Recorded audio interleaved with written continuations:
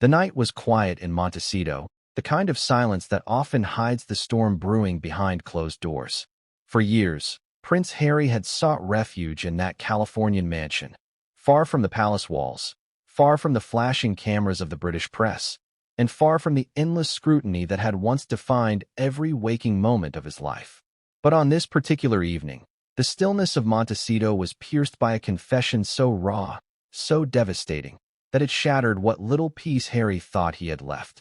The words hadn't come from Meghan, the woman he gave up a kingdom for, but from someone he thought would always defend her, her mother, Doria Ragland. Before we continue, please hit the like button, subscribe to the channel, and turn on the notification bell for updates. Doria had been painted for years as the silent strength behind Meghan Markle, the lone parent who raised her daughter against the odds, the figure of calm amidst chaos. But in a shocking twist, she became the messenger of truth, delivering an admission that turned Harry's world upside down. According to insiders, Doria confessed that Meghan's marriage to Harry was never about love. It was calculated, deliberate, and designed with one purpose: global fame and unstoppable power. For Harry, who had long battled whispers of Meghan's ambition, the revelation was the final confirmation of his darkest fears. The betrayal cut deeper than any tabloid headline ever could. This wasn't speculation or gossip. This was Meghan's own mother, allegedly exposing the strategy that had been crafted long before vows were exchanged in St. George's Chapel. Harry wasn't just humiliated.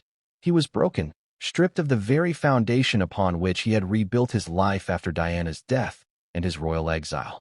It wasn't the media that had driven the dagger this time. It was family. And so the walls of Montecito, once branded as Harry and Meghan's sanctuary of love, turned into a battlefield of truth and lies. Reports suggest heated arguments echoed through the mansion's luxurious halls.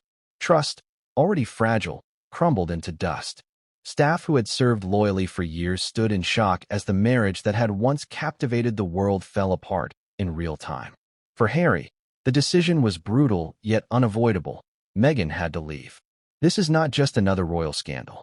This is a story of love weaponized, of ambition that consumed, and of a man who thought he had finally found freedom, only to realize he had walked into another cage.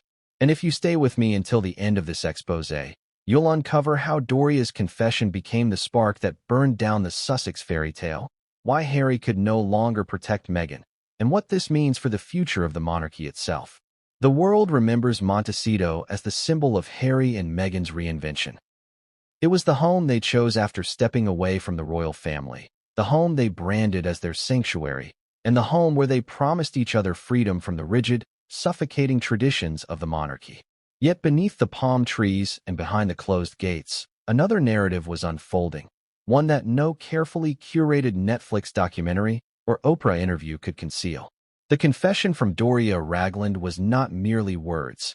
It was the unmasking of an illusion, a tearing down of a love story that millions had once believed in. For Harry, the timing could not have been crueler. He had sacrificed a kingdom, titles, and family ties to protect the woman he believed loved him unconditionally. But now, the very foundation of that sacrifice was collapsing. The beginning of every great tragedy often lies in ignored warnings. Friends had whispered to Harry that Meghan was ambitious, that she had chased fame in Hollywood with little success, and that marrying into royalty was her golden ticket. Royal aides had murmured their suspicions. Even his brother, Prince William, had reportedly urged him to slow down, to reconsider before making a lifelong commitment. But love blinds even the strongest men. Harry saw in Meghan what he wanted to see: a partner who understood his pain, who offered escape from the ghosts of Buckingham Palace. Now, years later, his mother-in-law's words confirmed that the whispers were not whispers at all. They were alarms that he had silenced in the name of devotion. What must it feel like to discover that your marriage, the one you defended against family, friends, and a nation, was built on strategy rather than sincerity? Insiders suggest Harry spent hours pacing through Montecito's vast living room after Doria's admission, replaying every conversation he'd had with Meghan from the early days. Was that smile genuine, or was it rehearsed? Were those tears shed for his struggles real, or were they part of a performance crafted to deepen his attachment? These are the kinds of questions that haunt a man at night when trust dissolves into suspicion. It was not only the personal devastation that shook Harry, it was the public consequences. He understood better than anyone that once the world caught wind of Doria's confession, it would fuel headlines for years. Tabloids would feast on it. Former courtiers would step out of the shadows with their own "I told you so" testimonies.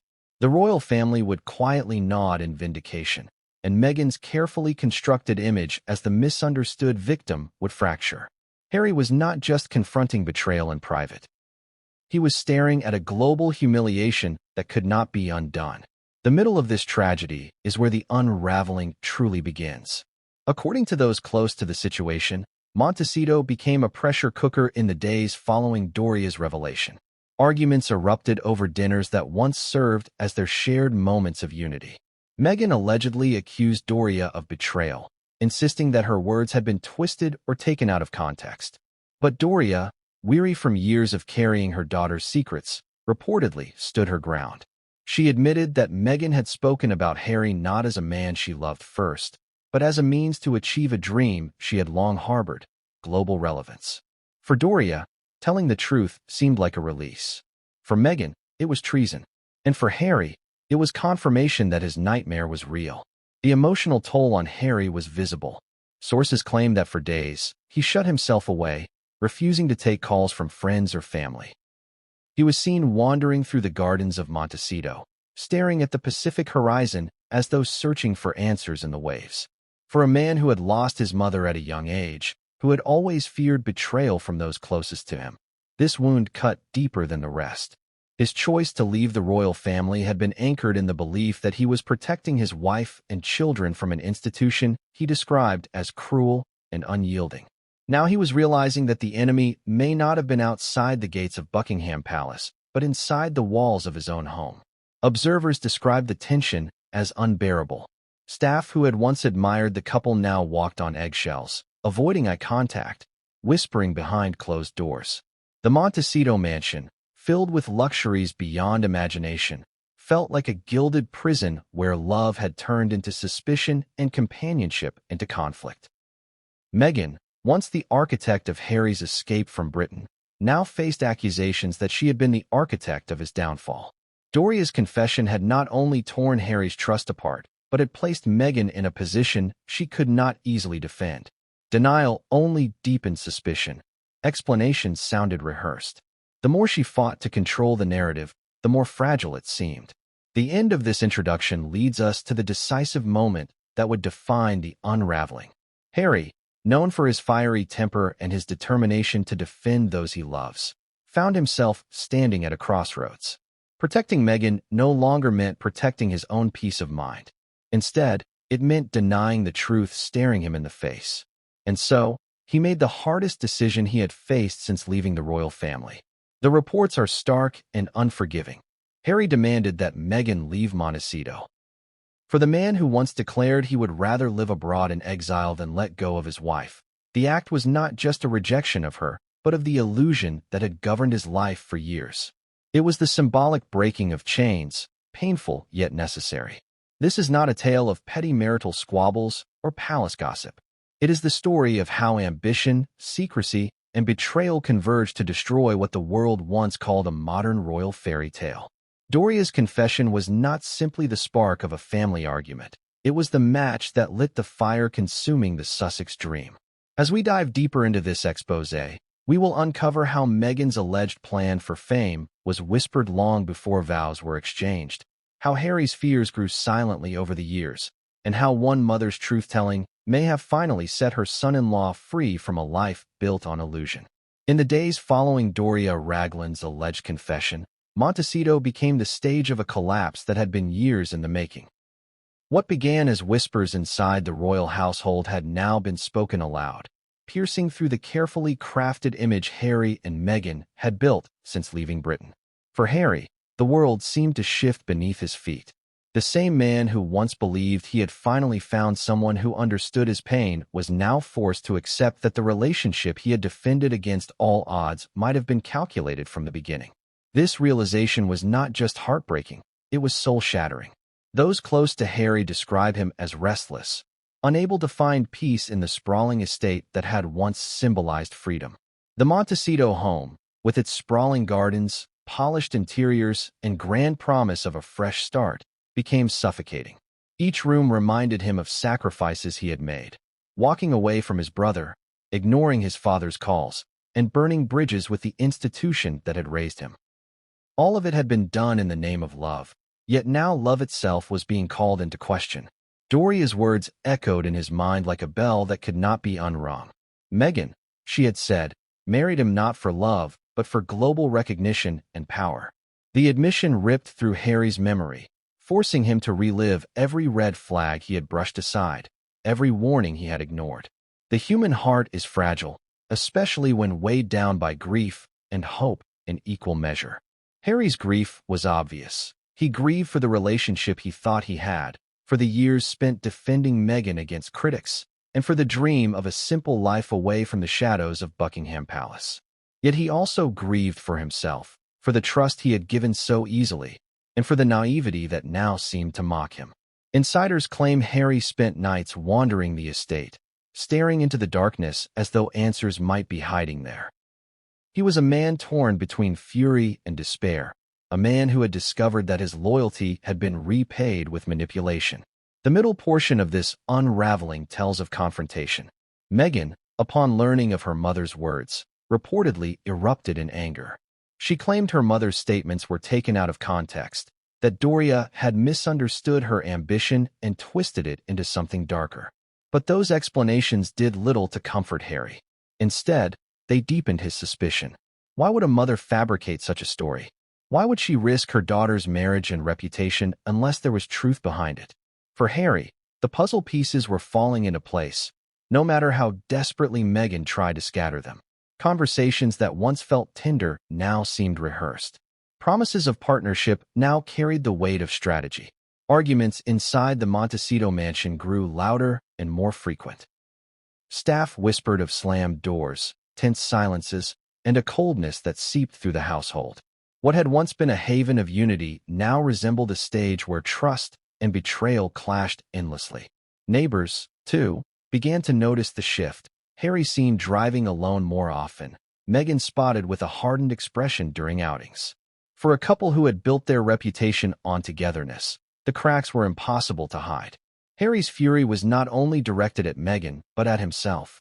He replayed his wedding day in his mind, the vows he had spoken with conviction, the promises he had made to protect her. Had it all been theater for her? He thought of his children, Archie and Lilibet, wondering what example they would inherit if their family was built on pretense. The weight of his decisions pressed heavily upon him, and with it came a truth he could no longer ignore. He had been deceived. And the deception had not been whispered by distant enemies or tabloid journalists, but laid bare by his own mother-in-law. Toward the end of this introduction lies the turning point. Reports suggest Harry's decision to throw Meghan out of Montecito was not impulsive, but the result of sleepless nights, endless doubts, and a desperate desire for clarity. He could no longer live in a house where lies masqueraded as love. For Harry, asking Meghan to leave was both an act of liberation and devastation. It marked the end of a chapter he had fought tirelessly to preserve and the beginning of an uncertain future. To the world, Montecito had been a fairy tale castle where two royals found happiness. In reality, it became the setting of heartbreak, betrayal, and truth too heavy to ignore. This story does not stand as a mere scandal. It resonates as a lesson in the danger of ignoring warnings, in the fragility of trust, and in the devastating power of ambition unchecked by love. Doria's confession was the thread that pulled apart an illusion, exposing what lay hidden beneath years of carefully woven narratives. As the introduction closes, we are left with a man broken but not defeated, a woman cornered by the truth, and a mother who finally spoke words that could not be unsaid. What follows is not just the collapse of a marriage. It is the collapse of an empire built on image.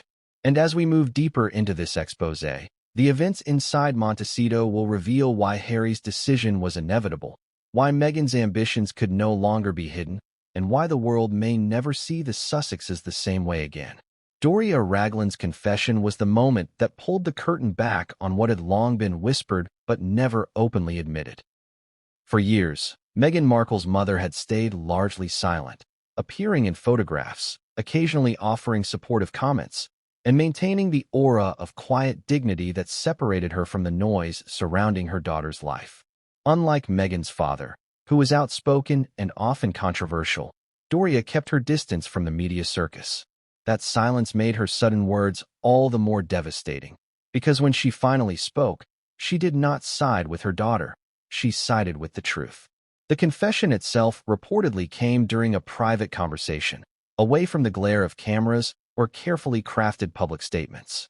Insiders suggest that Doria, weary from carrying the burden of secrets, opened up about something Meghan had told her long before the world fell in love with the idea of the royal wedding. Meghan, she revealed, had openly admitted that her relationship with Harry was never about love at its core. Yes, there was charm, attraction, and the allure of romance, but beneath it was a calculated strategy, a plan to marry not just a man, but a prince. For Meghan, Harry represented the pathway to global influence, power, and the kind of fame she had been chasing since her earliest days in Hollywood. To understand the weight of this confession, one must revisit Meghan's history before Harry. She was a working actress, best known for her role on Suits, but struggling to break into the level of stardom she desired. She mingled with producers, networked at industry events, and maintained a lifestyle that constantly pushed her toward visibility. Yet the fame she sought eluded her. Doria's words painted a picture of a woman who, upon meeting Harry, saw more than just a potential partner. She saw the opportunity of a lifetime. It was a chance to leapfrog over years of struggle and rejection in Hollywood, to step instantly into the spotlight of global recognition, and to secure a platform that most in the entertainment industry could only dream of. For Harry, hearing this confession was like watching his life replay from a new, devastating angle. Suddenly, the memories that had once seemed tender now appeared staged. He recalled their first encounters, the way Meghan had quickly charmed not just him but the press, presenting herself as the fresh, modern woman who could breathe life into a centuries-old institution. Now he had to ask himself, was it all genuine affection, or was it part of the performance she had confessed to her own mother? Doria's admission reportedly left Harry speechless. Those who know him say he sat in silence, his face drained of color, as the weight of her words sank in. This was not a journalist speculating. This was not a former aide seeking revenge. This was Meghan's own mother confirming that her daughter's intentions were not rooted in love, but in calculation. That distinction made all the difference. It stripped away the plausible deniability Meghan had always maintained, forcing Harry to confront the possibility that the critics he had fought against for so long were right. The confession also raised questions about Doria herself. Why speak now? Why break her silence after years of loyalty? Insiders suggest Doria had grown increasingly uncomfortable watching the marriage unravel under the strain of ambition and deception. Perhaps she feared for Harry's well-being, recognizing the toll that the manipulation had taken on him. Perhaps she could no longer carry the guilt of knowing the truth while watching her daughter present a false narrative to the world. Whatever the reason, her timing ensured that the words could not be ignored. Once they were spoken, they echoed through the walls of Montecito, setting off a chain of events that would prove irreversible. For Meghan, the betrayal by her mother was unthinkable. Reports suggest she immediately accused Doria of exaggerating or twisting her words, insisting that her ambitions had been misunderstood. She may have argued that her desire for influence was never separate from her love for Harry, that the two were intertwined in ways her mother failed to appreciate. But for Harry, those explanations no longer held weight. If even a fragment of Doria's confession was true, it meant his life had been built on a foundation of half-truths and manipulation. In the hours that followed, Harry allegedly replayed conversations with Meghan in his mind. He remembered her telling him that they would be unstoppable together, that they could build a global brand that rivaled the influence of the royal family itself. At the time, he had seen those words as expressions of shared ambition. But now, framed by Doria's confession, they took on a new meaning. Were they words of love and partnership, or were they part of the strategy his wife had admitted to her mother years before? The impact of this confession was not limited to Harry and Meghan. It spread through their circle of friends, staff, and eventually the media. Within Montecito, whispers circulated among employees who had once believed they were serving a couple bound by love. Now, they questioned whether they had been participants in a carefully staged performance. Outside the gates, journalists caught wind of the story, eager to uncover the full details of what Doria had revealed. The confession quickly grew from a private family matter into a global scandal. The chapter of Doria's confession is more than a moment of truth. It is the spark that ignited the unraveling of an empire. Her words did not just expose Meghan's intentions. They forced Harry to confront a reality he had spent years denying. They marked the beginning of the end for Montecito's fairy tale, tearing away the carefully polished image of a couple united by love and exposing the ambition and calculation lurking underneath.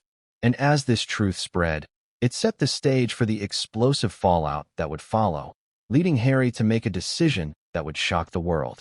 Meghan's calculated move was not born in a single moment, but forged over years of ambition, struggle, and determination. To truly understand how Doria's confession carried such devastating weight, one must trace the path Meghan walked before Harry entered her life.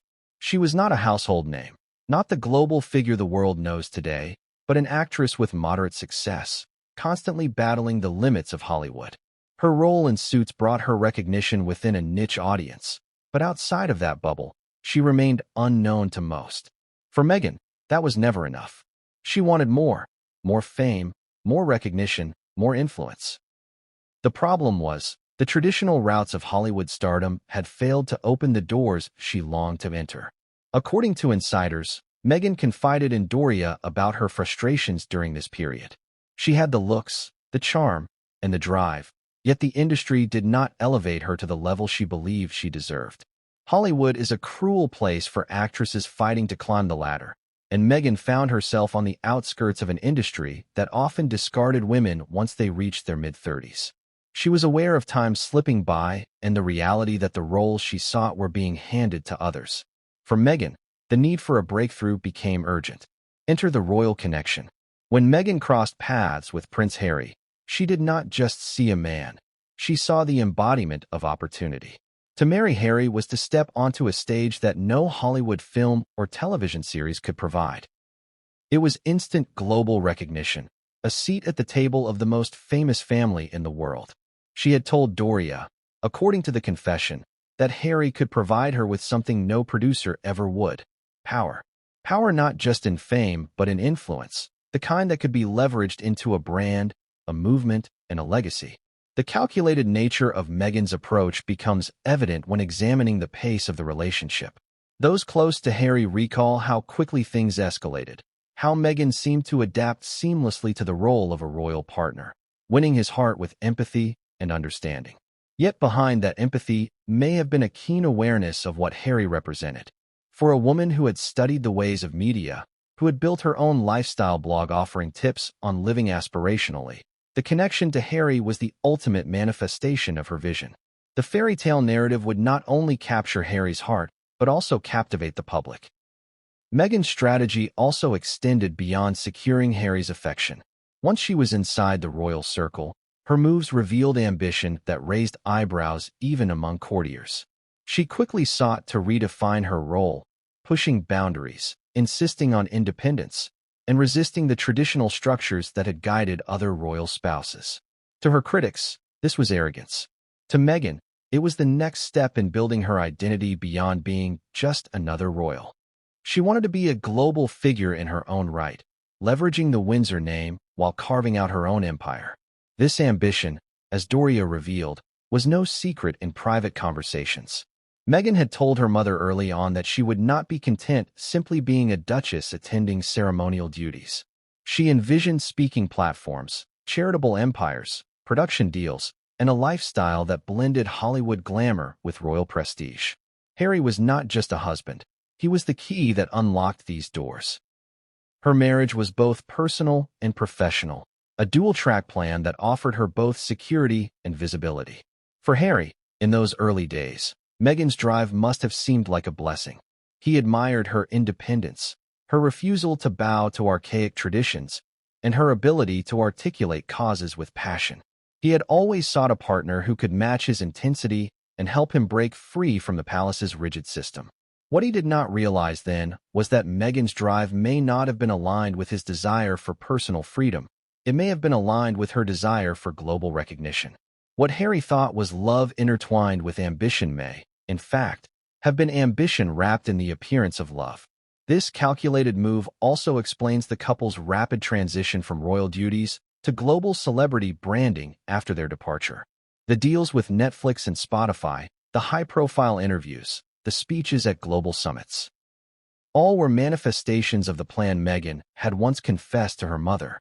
The moment they left the royal family, the strategy kicked into high gear. Harry's royal name became a brand in itself, and Meghan positioned herself as not just his partner, but his equal, sometimes even the more dominant force in public appearances. Critics argue that Meghan's pattern of behavior was too consistent to be accidental. The friendships she pursued with Hollywood elites, the partnerships with influential figures, and the insistence on controlling the narrative all point to a calculated approach. Doria's confession crystallized this suspicion into a painful truth. Meghan had mapped out her rise, and Harry was central to it. The romance was real enough to convince him, but beneath the surface, it was also strategic enough to propel her into a level of fame she could never have achieved on her own. The fallout of this realization weighed heavily on Harry. He was forced to confront not only his wife's ambitions, but also his role in enabling them. He had introduced her to the world, defended her against the fiercest criticism, and burned bridges with his own family to protect her. Now he had to wonder if he had been a pawn in her larger plan. Was his rebellion against the crown truly his own choice, or had it been guided by Meghan's vision of independence and celebrity? These questions gnawed at him, stripping away the certainty he once carried about their shared path. The calculated move also left Meghan vulnerable.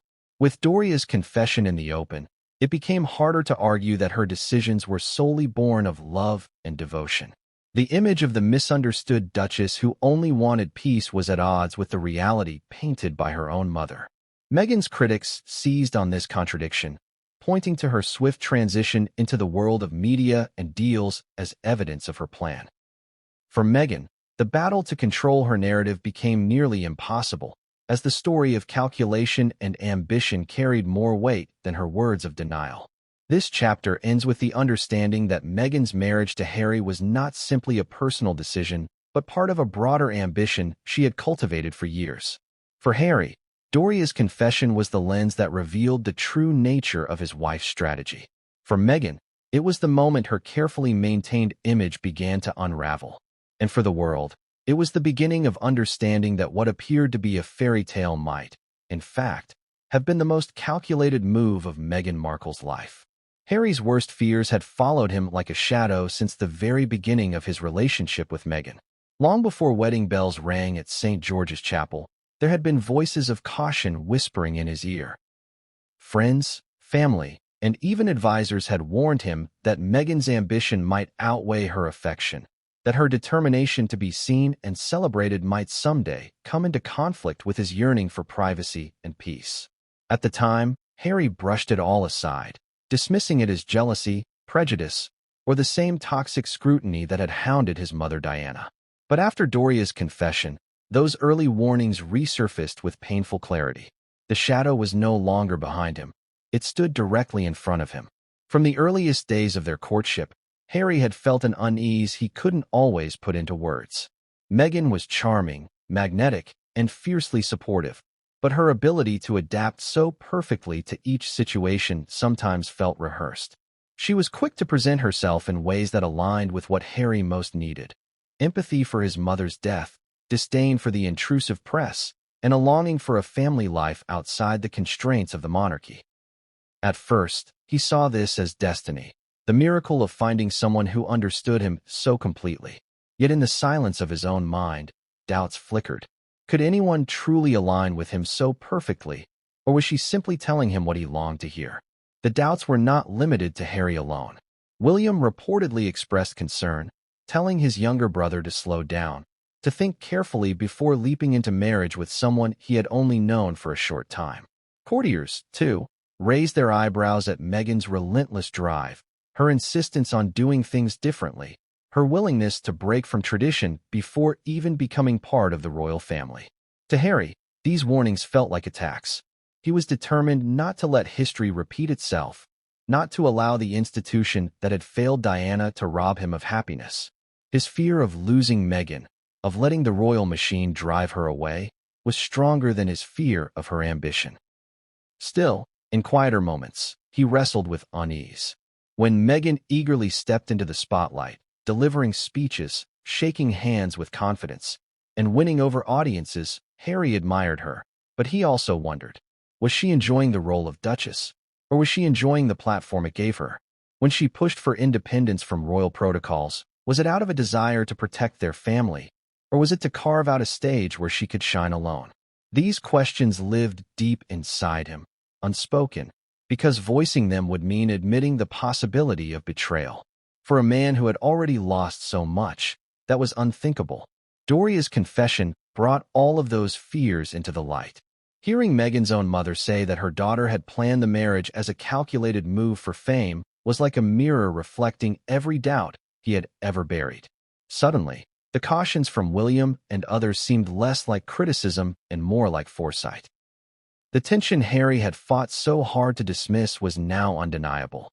He could no longer tell himself that Meghan's ambition was merely a byproduct of her passion. The confession forced him to accept that his wife's motives might have been strategic all along. Insiders describe Harry as haunted in the days after Doria spoke. He replayed countless moments in his head, the night Meghan told him she loved him, the way she had encouraged him to step back from his royal duties, the conversations they had about moving to America. Every memory now carried the sting of doubt. Was she expressing genuine devotion, or was she guiding him toward the next step in her plan?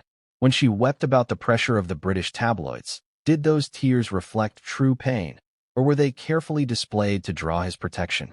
The questions were endless, and each one tore further at the trust he had once clung to. The worst part was that Harry had always known he was vulnerable to this kind of betrayal. Growing up, he had lived through the trauma of watching his mother hounded to her death by paparazzi.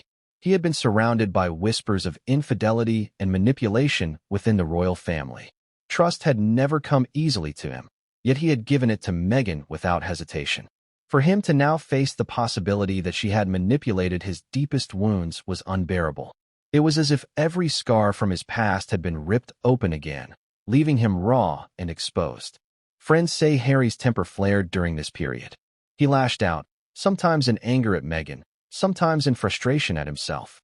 He had fought his family, the press, and even public opinion to defend her, only to realize he might have been defending a falsehood. The humiliation was not just personal, it was public.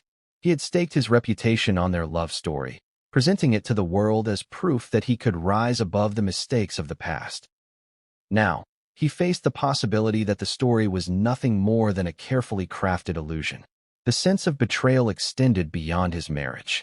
Harry felt betrayed by himself for ignoring the red flags, betrayed by the royal family for failing to guide him without judgment, and betrayed by the world for encouraging him to believe in the fairy tale. Above all, though, he felt betrayed by Meghan. To learn that the woman he trusted with his heart and his future had possibly viewed him as a stepping stone to fame was more than he could bear. It was not just the loss of love. It was the loss of dignity, trust, and the belief that he had finally escaped the cycles of pain that had defined his life. Yet even in the depths of despair, Harry wrestled with conflicting emotions. He still loved her. That was the cruelest part of all. Love does not vanish the moment betrayal is revealed. It lingers, tormenting the one who feels it. Harry's worst fears had been confirmed, but his heart had not yet caught up with his mind. He was trapped between knowing the truth and wishing it were not so. This conflict left him paralyzed, torn between the urge to cling to what remained and the need to sever the bond that had nearly destroyed him. The confirmation of his worst fears also raised questions about his future. Could he ever return to his family after all that had happened? Could he ever rebuild the trust he had so carelessly given? And what of his children, who would grow up in the shadow of this revelation? These questions weighed heavily on him, compounding the devastation of Doria's words. Harry was not just a man betrayed by his wife. He was a father facing the possibility that his children's lives had been built on a lie. This chapter in Harry's story is the moment of truth, the moment when every doubt he had ever suppressed became undeniable. It is the point at which love collided with reality, leaving him no choice but to face what he had feared all along, that Meghan's intentions were not as pure as he had believed. His worst fears had always been there, lurking beneath the surface, but Doria's confession forced them into the open. And once revealed, they could not be silenced again. Life in Montecito, once painted as the dream escape for Harry and Meghan, began to unravel in the aftermath of Doria's confession. The sprawling mansion, with its manicured lawns and sweeping views of the Pacific, had been marketed to the world as a sanctuary where the Sussexes could raise their children in peace. It was the physical embodiment of their new beginning, far removed from Buckingham Palace and Windsor Castle. Yet as whispers of betrayal echoed through its corridors, the house that symbolized freedom transformed into a cage of mistrust and bitterness. The tension was immediate and unavoidable. Staff who had once spoken of the couple's warmth and openness began to notice cracks forming in the day-to-day rhythm of the household. Where laughter and lively conversations had filled the dining rooms, silence now reigned. Meghan reportedly spent long stretches of time isolated in her wing of the mansion, while Harry retreated to the gardens, pacing under the California sun as though searching for clarity in the waves rolling in from the coast. The contrast between the beauty of Montecito and the misery inside its walls was striking, a reminder that no amount of wealth or luxury could disguise the collapse of a marriage. Arguments erupted over the smallest of details. What to tell the staff, how to appear in public, whether or not to address the growing rumors circulating outside their gates. Meghan, always quick to seize control of a narrative, insisted they stand united, that appearances must be maintained no matter what storms brewed behind the scenes. But Harry could no longer find comfort in her words. Every sentence, every promise, carried the weight of doubt. Was she speaking as a wife desperate to salvage their bond, or as a strategist seeking to protect the empire they had built together? For Harry, the lines had blurred beyond recognition. The children became an unspoken point of tension as well. Harry worried about Archie and Lilibet growing up in an environment clouded by dishonesty. He feared that the legacy of mistrust would shape their lives as deeply as the royal family's dysfunction had shaped his own. Meghan, on the other hand, was determined to keep up the image of a loving, modern family, often staging outings or photographs that painted their life as idyllic. Yet behind those images was a man increasingly unwilling to play along. Friends who visited Montecito during this time noticed the distance between them, describing a coldness that contrasted sharply with the couple's earlier displays of unity. Neighbors, too, began to whisper. In a community accustomed to celebrity drama, even Montecito residents could not ignore the growing storm inside the Sussex estate. Harry was seen driving alone more often, sometimes late at night, his expression grim. Meghan's outings became more calculated, her public demeanor polished but tense. Rumors circulated in the town about heated exchanges and doors slamming, tales that spread quickly in the close-knit community. The couple that had once represented defiance against the monarchy now seemed trapped in a cycle of conflict that no amount of PR could contain. Behind the walls, trust dissolved at an alarming pace. Harry, already suspicious after Doria's revelation, began to question Meghan's every action. Phone calls became points of paranoia. Who was she speaking to, and why? Meetings with Hollywood executives, once seen as part of their shared vision, now looked to him like independent maneuvers designed to secure her own future. Even small acts, like the way she interacted with staff or responded to emails, became fodder for his doubt. Meghan, in turn, grew increasingly defensive, accusing Harry of paranoia and betrayal for believing anyone, especially her mother, over her. The unraveling was not only emotional, but structural. Their joint projects, the partnerships they had once announced with fanfare, began to falter under the weight of their discord. Meetings with producers and executives were marred by tension, as Harry often appeared withdrawn while Meghan carried the conversation alone. Staff turnover increased, with aides unwilling to endure the strain of working in a household consumed by mistrust. What had once been a carefully curated brand of unity was now collapsing into fragments. each piece reflecting the division between them. The community around them noticed more than just tension, they noticed absence. Harry began declining invitations to social events, preferring solitude to the scrutiny of friends and acquaintances who might see through the facade. Meghan, conversely, continued to make appearances, determined to maintain her visibility. The disparity between their choices highlighted the widening chasm in their relationship. Harry sought retreat, Meghan sought relevance. For a marriage already shaken by betrayal, this divergence only accelerated the unraveling. Inside Montecito, nights were the most telling. Where they had once sat together, discussing plans for the future, they now lived in silence. Harry retreated into his thoughts, haunted by memories of his mother and the parallels he could no longer ignore. He had promised himself never to allow manipulation to dictate his life again. Yet here he was, living in what felt like a carefully constructed illusion. Meghan, meanwhile, spent long hours on her phone or in private meetings, her energy directed towards salvaging her projects and her reputation rather than the marriage itself. The absence of connection was palpable, and it left Harry with the sinking realization that the life he had built in Montecito was nothing more than a gilded lie. The unraveling also forced Harry to reflect on his decision to leave the royal family. At the time, it had seemed like an act of courage, a declaration of independence, and a chance to protect the woman he loved. Now, in the harsh light of betrayal, it felt like the ultimate sacrifice for a cause that had never truly existed. The distance from his family, the loss of his royal duties, and the humiliation of defending Meghan against endless criticism now weighed heavier than ever. He had given up everything for a woman who may have seen him as nothing more than a step toward her own ambitions. That realization was as painful as it was inescapable. The once idyllic home in Montecito thus became a prison of memory and regret. Every corner of the mansion carried reminders of choices made and dreams broken. For Harry, walking through its halls meant confronting the collapse of not only his marriage, but his entire vision for the future. For Meghan, it became a battleground where every conversation was a fight for control, every silence a reminder of the power she was losing. The unraveling of life in Montecito was not a sudden explosion, but a slow, relentless erosion. Trust gave way to suspicion, affection to resentment, unity to division. The mansion, with all its beauty and promise, became the stage upon which a royal fairy tale collapsed into tragedy. And as the walls closed in around them, Harry faced the reality that he could no longer pretend. The truth had been spoken, the illusions shattered, and the life he had fought to build in Montecito was unraveling before his very eyes. Meghan's Hollywood connections were never accidental.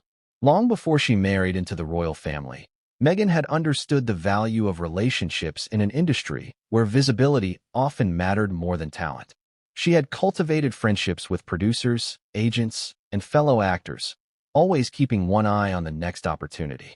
When she became a royal, those instincts did not disappear, they intensified.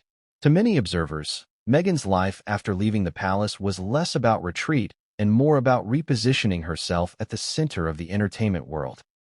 For Harry, watching her dive deeper into those circles after Doria's confession only confirmed his suspicions that her marriage had been intertwined with ambition from the very beginning. Hollywood had always been Meghan's first stage. While Suits gave her a stable role, it was not the breakthrough that would propel her into the A-list. She tried to expand her influence through the TIG, her lifestyle blog, by cultivating an image of sophistication and taste. She attended networking events, posed at red carpets, and made herself present at any gathering where connections could be forged. She understood that Hollywood ran on relationships, and she worked tirelessly to build them. Yet despite her effort, the industry never fully embraced her. She was not cast in blockbuster films, nor was she celebrated as a leading television star.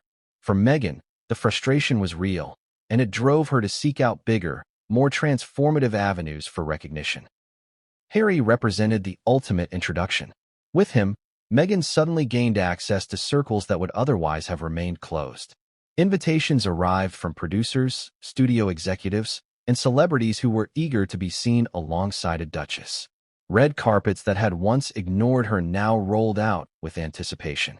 Meghan had not only entered the Hollywood ecosystem, she had transcended it.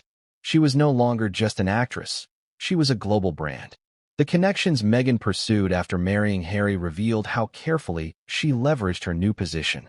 She aligned herself with high-profile figures like Oprah Winfrey, George and Amal Clooney, and other influential personalities. These were not casual friendships. They were relationships that amplified her visibility and credibility. Her interview with Oprah became a cultural event, not only for the shocking revelations it contained, but also for the power of the platform. It signaled Meghan's ability to command attention at the highest levels of media. Behind the scenes, Meghan's Hollywood ties extended into business ventures. The deals with Netflix and Spotify were negotiated not just on the strength of the Sussex name, but also through connections within the entertainment industry. Meghan positioned herself as a storyteller, eager to produce documentaries, podcasts, and shows that aligned with her brand. For Harry, these ventures might have once seemed like shared dreams, but after Doria's confession, they appeared more like evidence of a long-planned strategy. The speed and precision with which Meghan integrated into Hollywood made it difficult for him to believe this was all spontaneous. Harry began to see a pattern. Meghan's public appearances were often less about their family and more about her role as a cultural influencer. She carefully chose outfits, crafted statements, and staged moments that were sure to capture headlines. While Harry craved a quieter life, Meghan seemed drawn to the spotlight with a determination that contradicted their stated desire for privacy. This contradiction fueled Harry's doubts. Had the move to America ever been about privacy at all, or had it always been about building a bridge to Hollywood? The conversations inside Montecito often reflected this divide. Meghan pushed for greater involvement in projects that connected her to powerful figures in the entertainment industry. She sought out partnerships, brainstormed media strategies, and framed their lives as a platform for storytelling. Harry, in contrast, grew weary of the endless meetings, the negotiations, and the rehearsed pitches. He had once imagined California as an escape from the relentless pace of royal duties, but under Meghan's guidance, it had become an extension of Hollywood's stage. The public began to notice as well. Critics pointed out that Meghan's connections often overshadowed Harry, placing him in the role of supporting partner rather than equal. At industry events, Meghan thrived, speaking confidently and cultivating relationships, while Harry often looked uncomfortable, a man out of place in a world he had never sought. Observers noted that he seemed more withdrawn, less animated, as though he were questioning why he was there at all. Meghan, however, continued undeterred, determined to secure her place among Hollywood's elite. For Meghan, the Hollywood connections were more than professional. They were validation. They proved that she could succeed outside the palace, that she could build her own empire without relying solely on her royal title. For Harry, however, they increasingly symbolized the very betrayal Doria had revealed. Each new friendship, each new deal, reminded him of the possibility that he had been a means to an end. He could not shake the image of Meghan confiding in her mother that marrying him would guarantee global fame. Every time she appeared on a stage, every time her name trended alongside celebrities, that confession echoed louder in his mind. The strain of these connections reached into their private life. Harry wanted time with his children, long walks by the ocean, and a life defined by family rather than contracts. Meghan wanted meetings, premieres, and partnerships. Their schedules began to diverge, their priorities clashing. Meghan accused Harry of holding her back, of failing to understand the importance of building a future beyond their royal past. Harry, in turn, accused Meghan of betraying the very promises that had brought them to America in the first place. The more Meghan leaned into Hollywood, the more Harry pulled away. Even their staff saw the division. Assistants who once coordinated joint projects now found themselves splitting duties, some focusing on Meghan's media ventures, others on Harry's charitable work.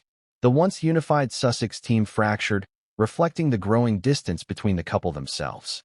The Hollywood connections that had once seemed glamorous now looked like the fault lines of a collapsing partnership. By the time the full impact of Doria's confession set in, Harry could no longer separate Meghan's ambitions from her relationships in Hollywood. What had once appeared to him as natural networking now looked like calculated positioning. The friends she chose, the deals she pursued, the stages she stood upon. All of it reinforced the image of a woman who had married into royalty not for love, but for access. For Harry, every new Hollywood connection was no longer a sign of progress, but a reminder of betrayal. This chapter ends with the recognition that Meghan's ties to Hollywood were not incidental. They were the backbone of her plan. They represented both her escape from obscurity and her ascent into global influence. For Harry, however, they were the living proof that his worst fears were true.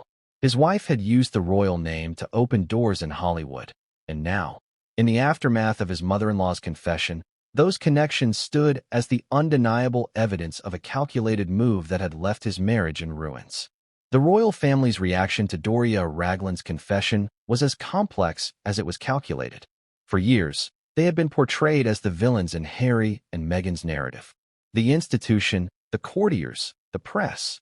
These had all been painted as forces conspiring against the couple's happiness. But behind palace doors, there had always been whispers of doubt about Meghan's motives, whispers that had now been confirmed by her own mother. For King Charles, Prince William, and other senior royals, the confession was not only vindication but also an opportunity to reassert control over the narrative that had so often slipped from their hands. The first reactions came quietly. Charles, who had long been accused of failing to support his youngest son, reportedly reacted with a mix of sadness and resignation. He had always believed that Meghan's ambition would create problems, though he had never voiced those suspicions publicly. For Charles, family has always been intertwined with duty, and he had watched in dismay as Harry abandoned that duty in pursuit of independence. Now, hearing that Meghan's marriage may have been calculated from the start, he could only see it as confirmation that the crown had been undermined not just by rebellion but by manipulation. To him, Harry was both a victim and an accomplice, a man misled but also willfully blind. William's reaction, however, was sharper. He had warned Harry in the early days to take his time, to not rush into marriage. That warning had been dismissed as interference, straining the brothers' relationship to the breaking point. Now, with Doria's words exposed, William's caution seemed justified. Those close to him say he felt a mix of anger and vindication. Anger that his brother had ignored him, that the damage to the royal family had been so extensive, and vindication that the truth had finally come to light. To William, the betrayal was not just of Harry but of the monarchy itself. Meghan had entered their world, extracted what she needed, and left it in turmoil. The confession was proof of what he had feared all along. Kate, ever the steady presence beside William, was more restrained in her reaction. She had always borne the brunt of comparisons to Meghan, the supposed feud between duchesses fueling endless headlines. Privately, she had been wounded by Meghan's claim that she had made Kate cry before the wedding, a claim that inverted the truth. Now, with Meghan's motives laid bare, Kate reportedly felt a sense of quiet vindication. The woman who had painted her as cruel and cold was now revealed, through her own mother's words, as someone who had manipulated even her husband. Kate did not celebrate the downfall. She pitied Harry, but she could not deny that the truth cleared her own name in the eyes of many. The wider institution responded in its usual way: silence on the surface, movement behind the scenes. Courtiers, who had long battled the Sussex narrative, felt emboldened. For years, they had been accused of leaking stories, of conspiring against Meghan, of failing to support Harry. Now, with Doria's confession, they quietly noted that their concerns had been justified. What had once been dismissed as gossip now carried the weight of truth. In the corridors of Buckingham Palace, there was talk not of revenge but of stabilization. The monarchy had survived scandal before, and it would survive this too. Yet the sense of vindication was unmistakable. Publicly, the royal family did not issue statements. They rarely do in such circumstances, but insiders began to leak subtle hints to the press. Stories emerged of Charles's sadness, William's frustration, and Kate's quiet grace. These stories painted a picture of a family that had tried to warn Harry, only to be ignored. The message was clear. The institution had not failed him. He had failed himself by trusting the wrong person.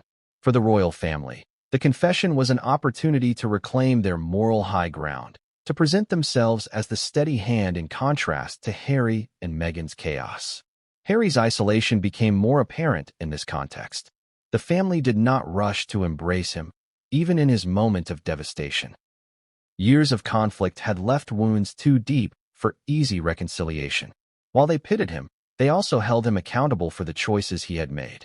William, especially, struggled to separate his anger from his sympathy. He saw his brother as a man who had turned against the crown, who had accused the family of cruelty and racism, only to now discover that he had been deceived by his own wife. The irony was not lost on him, and it made forgiveness difficult. At the same time, the confession reshaped public perception. Supporters of the monarchy seized on Doria's words as proof that Meghan had manipulated the institution from the start. Tabloids ran headlines about the collapse of the Montecito dream, while commentators debated whether Harry might finally return to his family. The image of the royal family as villains began to shift, replaced by a narrative of endurance in the face of betrayal. For the first time in years, sympathy tilted back toward the crown. Behind closed doors, discussions began about what role, if any, Harry could play in the monarchy's future. Charles, ever pragmatic, considered the possibility of bringing him back in some capacity, though not with full honors. William was more resistant, unwilling to reopen wounds that had only just begun to heal. Kate reportedly urged caution, noting that while Harry's pain was real, his decisions had caused irreversible damage.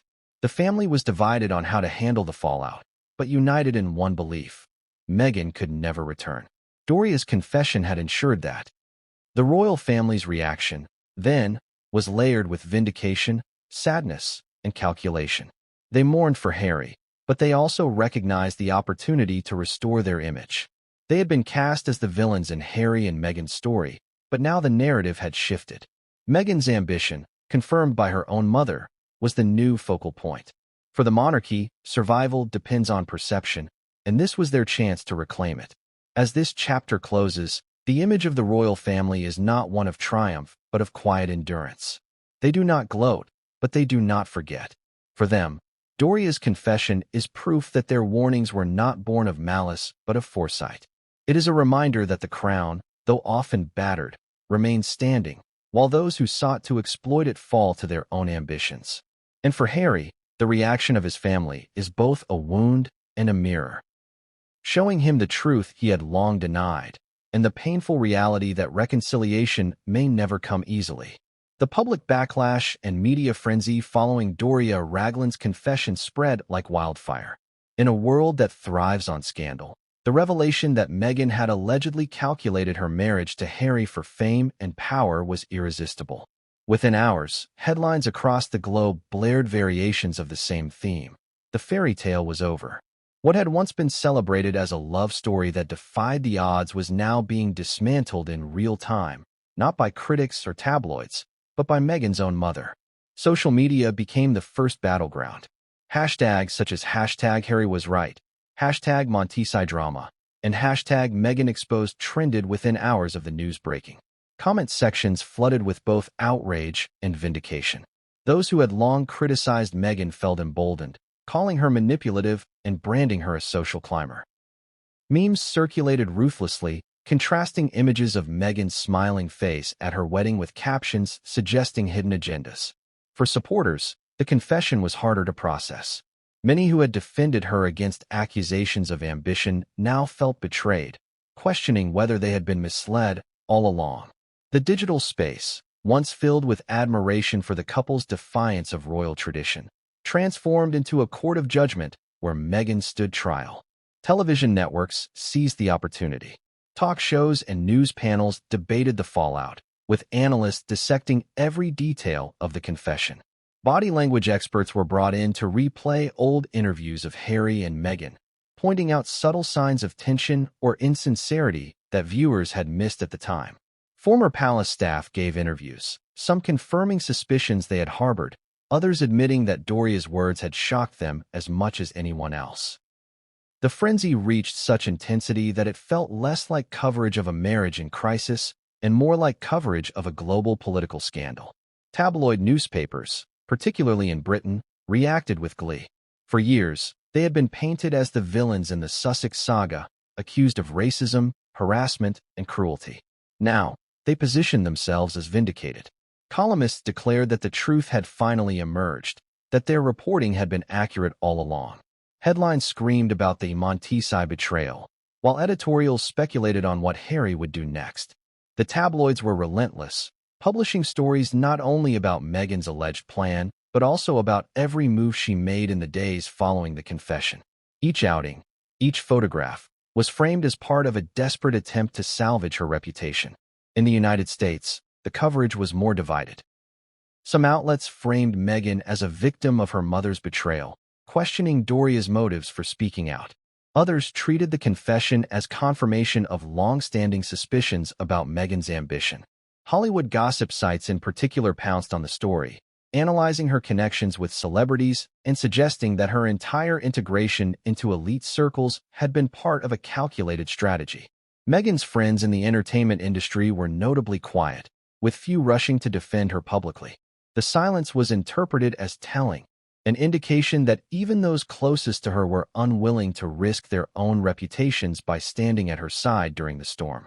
The backlash extended into Meghan and Harry's professional lives as well. Their deals with major platforms suddenly came under scrutiny. Executives who had once courted them for their star power now questioned whether the public would still embrace their projects. Ratings for past interviews and documentaries were re-examined, with critics asking whether viewers had been manipulated into believing a false narrative. Behind closed doors, boardrooms debated whether to continue their partnerships or quietly distance themselves. The brand of Harry and Meghan, once considered lucrative, began to look toxic.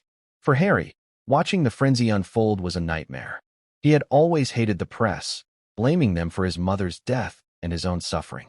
Now, to see them use his wife's betrayal as ammunition felt like salt in an open wound. He was torn between anger at Meghan for giving them the weapon and despair at the humiliation it caused. Every headline reminded him that his private pain had become global entertainment. Strangers debated his marriage, his children, his choices, while he was left to pick up the pieces of a life unraveling. Meghan, however, responded differently. Reports suggest she was defiant, insisting to Harry that the backlash could be managed, that the media storm would pass as it always did.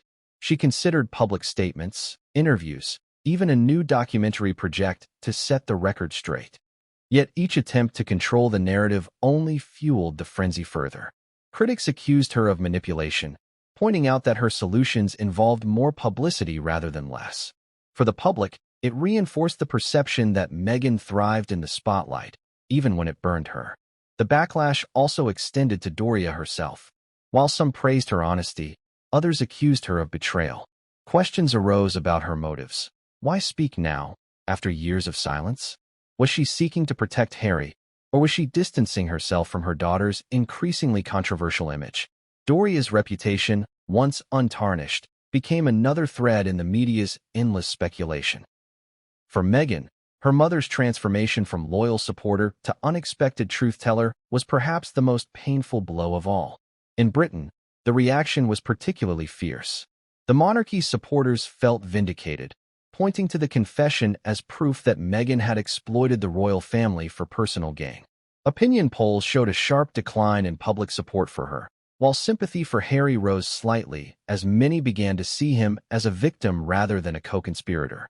The British press speculated endlessly about whether Harry might return to the fold, portraying him as the prodigal son who had been led astray but could still find redemption. The frenzy was not just about Meghan. It was about the monarchy reclaiming its narrative. The global dimension of the backlash cannot be overstated. In Africa, Asia, and parts of Europe, where Meghan had once been celebrated as a symbol of progress and diversity within the monarchy, the confession sparked disappointment. Commentators asked whether she had squandered an opportunity to modernize the crown, trading legacy for celebrity.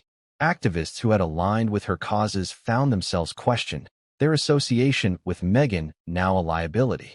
The fallout extended beyond the couple, touching charities, organizations, and campaigns that had once proudly displayed their names. This chapter of public backlash and media frenzy illustrates not just the collapse of a marriage, but the collapse of an image carefully curated over years. The confession did not simply expose Meghan's alleged motives. It dismantled the global narrative that had elevated her and Harry as symbols of defiance and love. For the public, The story was no longer one of romance, but of deception. For the media, it was the scandal of a generation. And for Harry, it was the painful realization that his personal heartbreak had become the world's entertainment. As the frenzy continued, one truth became clear: there was no going back. Meghan's reputation had been damaged in ways that no public relations campaign could repair. Harry's pain had been broadcast across continents. The royal family, once cast as villains, now stood quietly in the background, their silence more powerful than words. The confession had set fire to the Sussex dream, and the blaze was being watched by millions. Doria's position after the confession became one of the most scrutinized aspects of the unfolding drama. For years, she had been cast as the quiet, supportive figure in Meghan's life. Unlike Meghan's estranged father, Thomas Markle, who often aired grievances in the press, Doria had remained silent, dignified, and seemingly loyal. She was photographed at Meghan's wedding, celebrated as the mother who raised her daughter with resilience and independence. She was often described as the stabilizing force who kept Meghan grounded. That image shattered the moment her words surfaced, confirming suspicions about Meghan's motives. The world now looked at Doria differently. Was she a truth-teller bravely exposing her daughter's hidden agenda, or a mother betraying the very child she had supported for decades? The answer depended on perspective, but one thing was undeniable: her confession had changed everything. Doria, whether intentionally or not, had positioned herself at the center of the story, and the consequences rippled through her own life as much as through Harry's and Meghan's. Inside Montecito, the fallout was immediate. Meghan's fury at her mother was reportedly intense. She felt betrayed not only by the words themselves, but by the timing. Meghan accused Doria of undermining her just as her public image was already under strain. For Meghan, who valued control above all else, the confession was a wound inflicted from the one place she had never expected it: her family. Those close to the situation describe explosive arguments between Meghan and Doria, arguments in which Meghan demanded retractions and explanations, only to be met with quiet firmness from her mother. Doria, it seemed, was unwilling to take her words back. Why Doria spoke when she did remains a matter of speculation. Some believe she acted out of concern for Harry, recognizing his growing unhappiness and feeling that the truth could free him from a destructive situation. Others suggest she could no longer bear the weight of silence, watching her daughter's marriage unravel and feeling complicit in the deception. There are even those who argue Doria may have sought to protect her own legacy, distancing herself from Meghan's decisions before the backlash consumed them both. Whatever her reasons, her confession placed her in a precarious position, caught between loyalty to her daughter and responsibility to the truth. Public perception of Doria split sharply. Many praised her for her honesty, calling her courageous for speaking out against her own daughter. They saw her as a mother who, after years of silence, finally chose integrity over complicity. Others, however, condemned her, accusing her of betrayal and questioning why a mother would expose her child so brutally. Commentators dissected her motives endlessly, turning her into both hero and villain depending on the narrative being pushed. For Doria, who had lived most of her life outside the spotlight, the sudden glare was overwhelming. Meghan's response to her mother's position only deepened the rift. Reports suggest she tried to isolate Doria, cutting off contact in moments of anger and surrounding herself with advisors who urged her to focus on damage control. Yet, even in her fury, Meghan could not fully sever ties with the woman who had raised her. The bond of mother and daughter remained, though now poisoned by mistrust. Meghan feared that more secrets might spill, that Doria could reveal further details of conversations that would worsen the scandal. That fear alone kept her on edge, unable to find peace.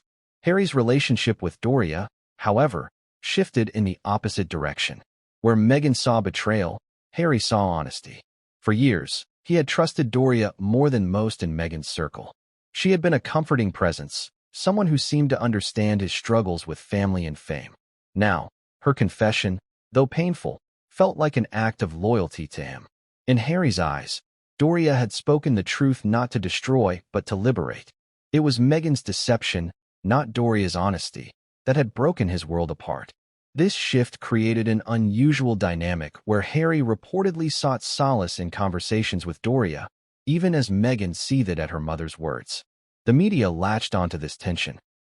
Stories emerged painting Doria as the unlikely ally of Harry, the mother-in-law who had revealed the truth and earned his trust. Some tabloids speculated that Doria was quietly supporting Harry's decision to distance himself from Meghan, even if she did not say so outright. Others suggested she regretted speaking out, though her refusal to retract her words told a different story. The narrative of Doria as the reluctant truth-teller became one of the most compelling angles in the ongoing saga. Doria's position was complicated further by her own place in Meghan's carefully crafted public image. For years, Meghan had used her mother as a symbol of resilience, highlighting their close bond to contrast with her estranged relationship with her father. Doria was part of Meghan's story of overcoming adversity, the woman who had stood by her through struggles and triumphs alike. Now, that narrative was fractured.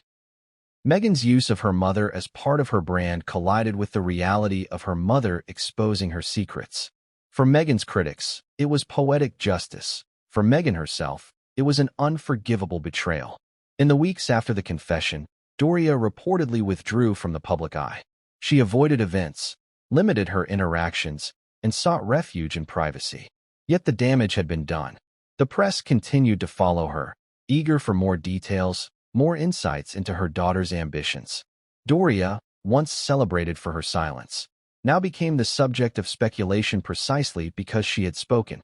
Her refusal to elaborate only fueled the frenzy, leaving the world to wonder what else she might know and whether she would reveal it. The strain on Meghan was evident. She felt cornered not just by the media, but by her own mother. The one person who could have defended her most powerfully had instead confirmed her critics' suspicions.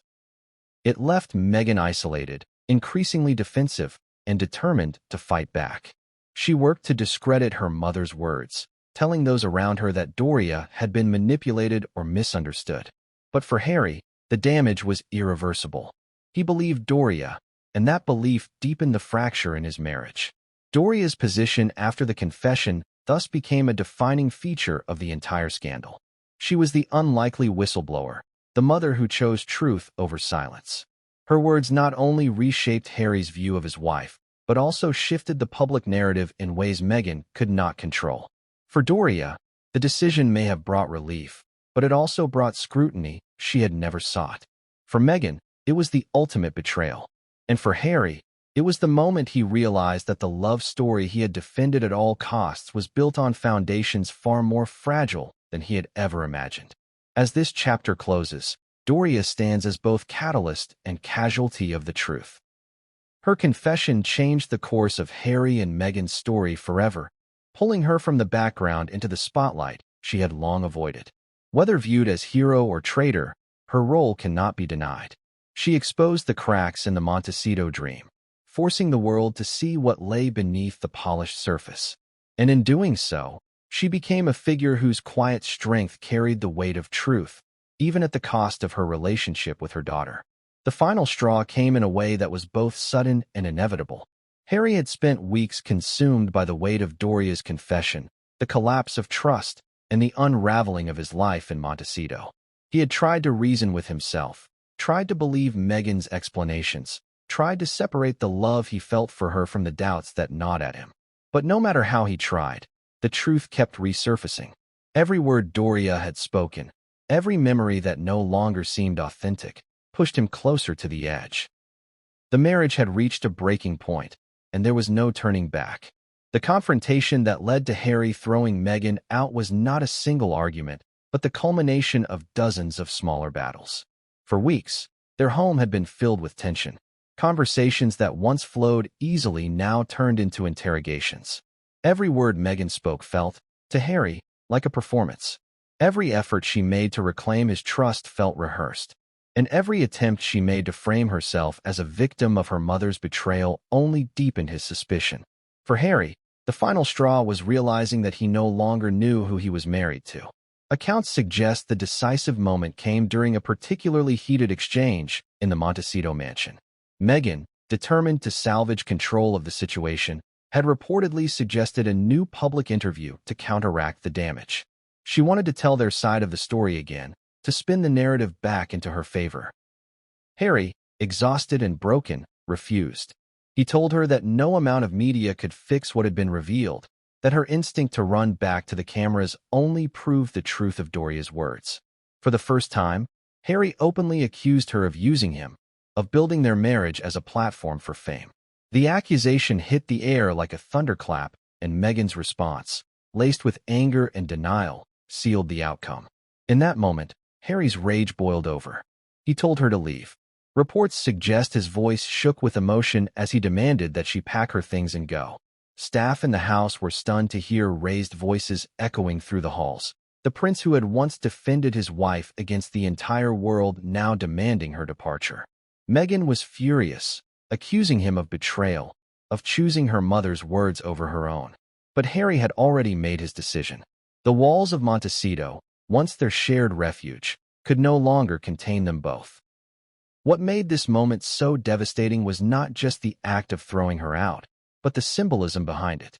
Harry had sacrificed everything for Meghan. He had walked away from his family, his country, and his royal duties. He had defended her against relentless criticism and endured ridicule for abandoning the life he had known. To now tell her to leave was not simply the end of a marriage. It was the collapse of his entire identity as her protector. By casting her out, he was not just rejecting her. He was rejecting the illusion he had lived under for years. Meghan's reaction was equally dramatic. She refused to leave immediately, insisting that she had as much claim to the house and the life they had built as he did. But Harry's determination did not waver. Those present describe a man consumed by anguish but resolute in his decision. He told her that he could no longer live with lies, that the confession had destroyed everything, and that their marriage was over. For Meghan, who had always controlled the narrative, the loss of control in that moment was unbearable. She left the room in silence. But the message was clear. The fairy tale was finished. The fallout was immediate. Staff whispered among themselves, stunned by what they had witnessed. Some quietly sided with Harry, acknowledging the toll the marriage had taken on him. Others remained loyal to Meghan, helping her gather her belongings in anticipation of departure. The once unified household fractured further, reflecting the collapse of the couple's bond. Outside, neighbors noticed unusual activity, vehicles coming and going at odd hours, a sense that something momentous had taken place inside the walls of the estate. For Harry, the act of throwing Meghan out was both liberating and devastating. He had freed himself from the illusion, but he had also torn apart the life he had fought so hard to protect. The silence that followed was heavy, filled with grief and relief in equal measure. For the first time, he allowed himself to admit the truth, that the marriage had been a mistake, that the warnings he had ignored were right, and that the woman he had loved had used him for her own ambitions. It was a realization that broke him, but also gave him clarity. Meghan's departure from Montecito, though reluctant, became inevitable. Reports suggest she eventually left the mansion, seeking refuge with close friends and advisors who urged her to fight back against the narrative. Her strategy shifted quickly from reconciliation to reputation management. She planned appearances, considered legal action, and sought ways to rebuild her image. But no matter what she attempted, the story of being thrown out by Harry overshadowed everything. The image of the once inseparable couple now divided so publicly was too powerful for spin to erase. The symbolism of Meghan leaving Montecito was not lost on the public. For years, the mansion had represented the couple's independence, their rejection of the crown, and their vision of a new life.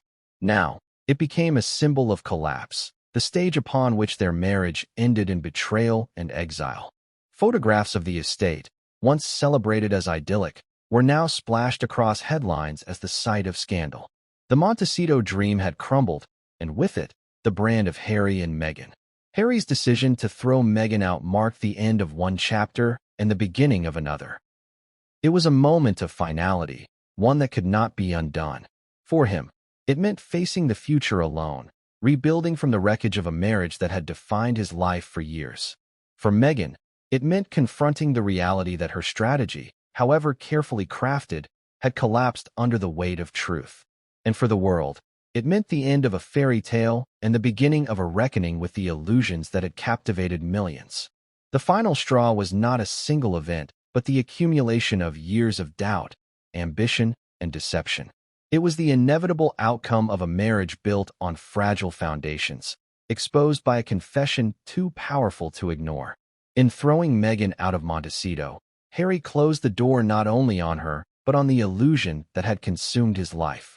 It was a painful, irreversible act that signaled the true end of the Sussex dream. The aftermath in Montecito was as turbulent as the confrontation itself. When Meghan finally left the estate, the silence that settled over the mansion was almost unbearable. For years, Montecito had been the stage upon which Harry and Meghan performed their version of independence, a luxurious home that symbolized freedom from the monarchy. Now, stripped of that narrative, the house felt empty and haunted. Staff moved quietly through its halls, their loyalty divided and their spirits shaken. Some had aligned themselves with Meghan, leaving soon after her departure, while others remained, committed to Harry but uncertain about what the future held. Harry himself was a man undone. In the days that followed, neighbors described seeing him walking alone along the property's edges, his head bowed, shoulders heavy, the weight of his choices pressing visibly upon him. Friends who tried to reach out found him withdrawn, answering calls only sporadically, speaking in clipped sentences. He was grappling with a reality he had tried to avoid for years: that his marriage had been built on ambition rather than the love he had believed in. The confession from Doria had ripped open the truth, and Meghan's departure confirmed it. Inside the mansion, reminders of Meghan lingered. Photographs, clothing, personal items, each one a symbol of the life they had built together. Harry reportedly ordered staff to remove most of her belongings, unable to bear the sight of them. Rooms once filled with her energy now felt cold and empty. Even the children's spaces, filled with toys and reminders of family life, became painful to him. Every object reminded him of what he had lost, and of the sacrifices he had made to protect a relationship that was now in ruins. The community around Montecito was quick to notice the change. Locals whispered about the sudden absence of Meghan, speculating on where she had gone and what she was planning next. Paparazzi gathered near the estate, hoping to catch glimpses of Harry or to capture signs of Meghan returning. The once idyllic retreat had become a hot spot of scandal, its gates crowded with journalists eager for updates. For Harry, the invasion of privacy was a cruel echo of his mother's fate, a reminder that no matter where he went, the eyes of the world would follow. The aftermath also extended to their business dealings. Executives at Netflix, Spotify, and other companies that had signed deals with the couple began to reconsider their partnerships. The revelation of Meghan's alleged motives raised doubts about the authenticity of their projects. Were their documentaries and podcasts genuine attempts to tell meaningful stories, or were they vehicles for personal branding? Questions like these hung in boardrooms, casting uncertainty over contracts worth millions. For Harry, who had invested his reputation in these ventures, the professional fallout compounded his personal pain. Harry's isolation was mirrored in his family relationships. While the royal family refrained from public statements, insiders suggested that communication between Harry and his relatives in Britain was tentative. Charles reportedly expressed concern for his son's well-being, but the wounds of past accusations made reconciliation difficult. William, though vindicated by the events, struggled to find sympathy for a brother who had ignored his warnings. The brothers' estrangement persisted, deepened by the events in Montecito. Harry was caught between the collapse of his marriage and the chasm between himself and his family, with no clear path forward. For Meghan, the aftermath was about strategy. Though she left Montecito, she did not retreat from the spotlight. Reports suggest she turned to trusted advisors and friends in Hollywood, seeking ways to rebuild her image. She considered legal action against outlets reporting on her mother's confession, though such moves risked amplifying the story further. She planned appearances that would allow her to present her side, to cast herself as a victim of betrayal rather than a manipulator of love. Yet no matter how carefully she strategized, the image of being thrown out by Harry overshadowed everything. Her brand, built on empowerment and resilience, now seemed fragile and performative. The staff who remained in Montecito spoke of Harry as a man caught between anger and sorrow. He spent long hours in his office, poring over letters, photographs, and old messages, trying to make sense of how everything had fallen apart. Nights were particularly difficult, with some insiders suggesting he suffered from insomnia, haunted by the echoes of arguments and the memories of happier times. For a man who had already endured so much loss, the unraveling of his marriage was a wound that cut deeper than most. The children became another painful element of the aftermath. While Harry tried to shield Archie and Lilibet from the turmoil, the absence of their mother in the house was undeniable. Staff observed the difficulty of maintaining normalcy for them, with Harry torn between wanting to provide stability and struggling under his own grief. The prospect of custody battles loomed in the distance, an unspoken but inevitable consequence of the split. For Harry, the thought of his children being used as pawns in a public feud was unbearable, yet he feared that was exactly what would happen. Montecito itself became a symbol of collapse. Once a sanctuary, it was now a reminder of illusions shattered. Every corner of the mansion carried memories of promises made and broken. The media labeled it the house that betrayal built, a phrase that captured the public imagination. Photographs of its gates became iconic images of the fallout, representing not luxury and freedom, but scandal and heartbreak. The property, once a dream home, was now a monument to the failure of a marriage that had captivated the world. The aftermath also saw Harry confronting himself. He began to reflect on his decisions, on the warnings he had ignored, and on the sacrifices he had made. For years, he had blamed the press, the palace, and the institution for his unhappiness. Now he was forced to admit that some of his pain came not from external forces, but from choices he had made in blind devotion. It was a humbling realization, one that left him questioning his judgment and his future. For Harry, the path forward was unclear, but the past could no longer be denied. In the broader world, the aftermath was dissected endlessly. Commentators debated what it meant for the monarchy, for celebrity culture, and for the nature of love itself. Was Harry the victim of manipulation, or had he been complicit in chasing the same fame Meghan sought? Was Meghan a mastermind, or merely a woman who overreached? Was Doria a hero for telling the truth, or a mother who betrayed her daughter? These debates raged across newspapers, television, and social media, keeping the story alive long after Meghan's departure from Montecito. The aftermath in Montecito, then, was not just the fallout of a marriage but the unraveling of an entire narrative. The Sussexes had once stood as symbols of defiance, carving their own path outside the monarchy. Now, they stood as symbols of ambition, betrayal, and collapse. For Harry, the mansion was no longer a home but a prison of memory. For Meghan, it was a lost stage, abandoned in the pursuit of new strategies. And for the world, it was the setting where the dream of Montecito dissolved into scandal. As this chapter closes, Harry is left in silence, staring at the ruins of the life he built. Meghan is left outside the gates, planning her next move. And the world watches, fascinated, as the aftermath of Montecito continues to unfold. The house still stands, but the dream it represented is gone forever. Meghan's counter-narrative emerged almost immediately after she left Montecito. She had built her public identity on the ability to control her story, to present herself as a victim of circumstance and a symbol of resilience.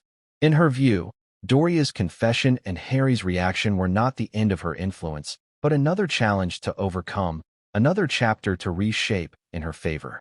For Meghan, the collapse of her marriage could not be allowed to define her.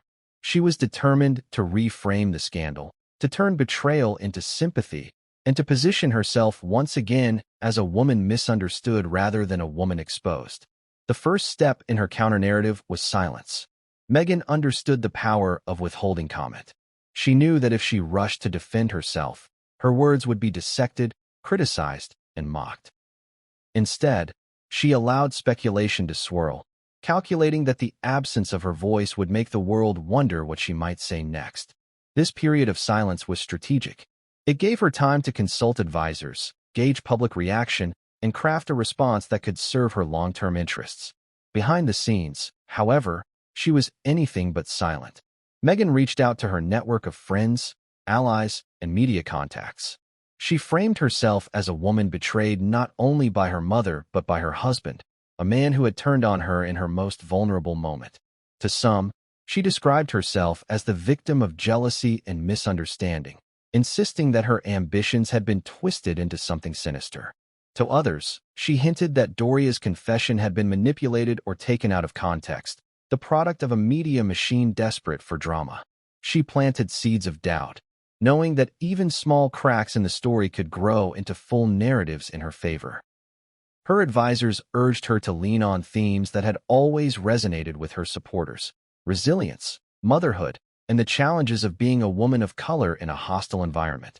Meghan began shaping a story in which the scandal was not about her ambition, but about the way ambitious women are punished. She emphasized the idea that her efforts to build a meaningful life outside the monarchy had been vilified, that she was being held to standards no one else would face. It was a reframing that sought to turn accusations of manipulation into accusations of sexism and bias. Meghan also prepared for carefully staged appearances. She knew that the image she projected mattered as much as the words she spoke. Reports suggest she worked with stylists and photographers to craft looks that conveyed both vulnerability and strength. Soft colors, simple settings, and subtle symbolism would frame her as a mother and survivor rather than a fallen duchess. The goal was to reignite sympathy, to remind the world of the woman they had once rallied behind during her battles with the palace. Her counter-narrative extended into potential interviews. Meghan considered returning to the platforms that had elevated her before: Oprah, trusted journalists, or even a new documentary series. These would allow her to tell her story on her terms, to present herself as someone betrayed by those closest to her, but still standing strong. She envisioned speaking candidly about her pain, about the shock of her mother's words, about the devastation of being thrown out by Harry. Yet she would frame it not as her failure, but as the world's misunderstanding. It was not that she had been calculating. It was that she had been ambitious in a world that punished ambition. Harry's silence during this period only strengthened Meghan's strategy. His withdrawal from the public left a vacuum that she was eager to fill. By being the only one speaking, she could control the tone of the narrative. She positioned herself as the wronged party, painting Harry as a man swayed by manipulation and weakened by his own insecurities. She hinted at his volatility, suggesting that his decision to throw her out had been rash and driven by unresolved trauma rather than truth. In doing so, she sought not only to rehabilitate her image but to undermine Harry's credibility without directly attacking him. The media, hungry for her side of the story, amplified her moves. Outlets speculated endlessly about when and how she would break her silence. Each photograph of her leaving a friend's house or stepping into a meeting was analyzed for clues. Was she preparing for a major television appearance? Was she working on a memoir to counteract the damage? The speculation itself kept her in the headlines, ensuring that she remained relevant even as public opinion turned against her. Yet Meghan's counter-narrative faced challenges. Critics were quick to point out the contradictions in her story. They noted that her attempts to frame herself as a victim clashed with her pursuit of fame and deals in Hollywood. They highlighted the irony of a woman claiming to want privacy while preparing yet another high-profile interview. Even some of her former supporters expressed fatigue, questioning whether her constant reinvention was less about resilience and more about opportunism. Still, Meghan pressed on. She believed that narratives could be reshaped, that time and persistence could rehabilitate her image. She studied examples of other celebrities who had endured scandal and returned stronger. She looked to political figures and cultural icons who had transformed adversity into platforms. In her mind, this was not the end, but another reinvention. She would rise, she told those around her, because she always had. The counter-narrative also sought to reposition her as a mother above all else. Meghan emphasized her role in protecting Archie and Lilibet, suggesting that her every decision had been driven by the desire to shield them from harm. By framing the scandal in terms of motherhood, she hoped to tap into universal sympathy, to remind the world that whatever her mistakes, she was ultimately a parent fighting for her children. In this framing, Harry's decision to throw her out was not a rejection of her, but an abandonment of their family, a move that left her to pick up the pieces. Her strategy extended to new projects as well. Meghan explored opportunities to launch initiatives focused on women's empowerment, children's welfare, and mental health. These projects would serve both as platforms for her causes and as vehicles to rebrand herself. Each initiative was designed to align her public image with values that inspired trust and admiration.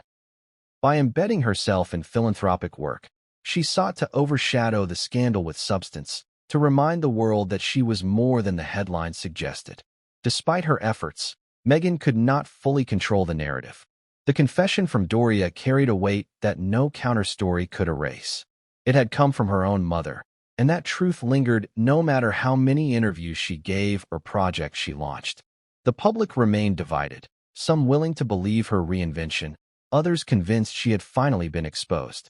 The counter-narrative kept her in the spotlight, but it did not erase the shadow of betrayal that hung over her. As this chapter closes, Meghan's counter-narrative stands as both a testament to her resilience and a reflection of her ambition. She refused to disappear, refused to accept the role of villain. Instead, she fought to reclaim her image, to frame herself as a woman misunderstood and wronged. Whether the world believed her or not, she ensured that her voice would be heard. And in doing so, she reminded everyone that Meghan Markle was never one to fade quietly into the background, no matter how damning the truth. The days following Meghan's departure were some of the most disorienting of Harry's life. The castle, which had once been a place of shared memories and laughter, now felt like a museum of past decisions, each room echoing with silence and unresolved tension. Harry wandered the halls, recalling moments that seemed both distant and painfully immediate. The soft laughter of Archie as he played in the nursery, the way Meghan's voice had filled the corridors during morning routines, the subtle gestures of affection that had once made him believe in a shared future. Now, all of it felt fractured, a series of memories tainted by betrayal and confusion. Harry's initial shock was compounded by a sense of isolation. Friends who had once been close became hesitant, unsure of how to navigate the unfolding drama. Some offered sympathy, others judgment, and a few withdrew entirely, unwilling to be caught in the crossfire. For Harry, this isolation was both a curse and a catalyst. It forced him to confront the reality of his marriage, to face the truths that had been obscured by love, loyalty, and hope. The man who had once deferred to Meghan in countless decisions now had to reclaim his own judgment, his own sense of agency. The first step in Harry's next chapter was reflection.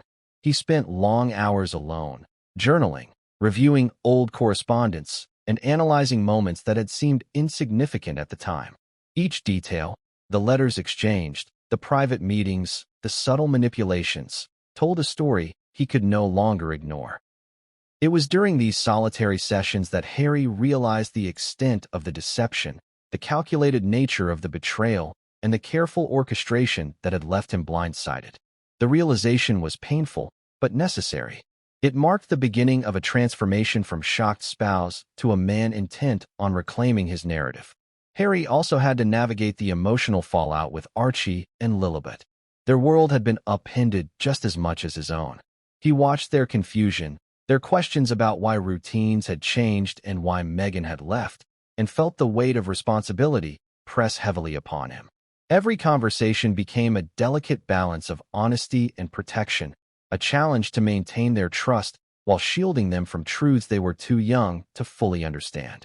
In this, Harry found both purpose and pain. Purpose in his role as protector, pain in the knowledge that his children had been drawn into a conflict not of their making. Friends and advisors urged Harry to consider his options carefully.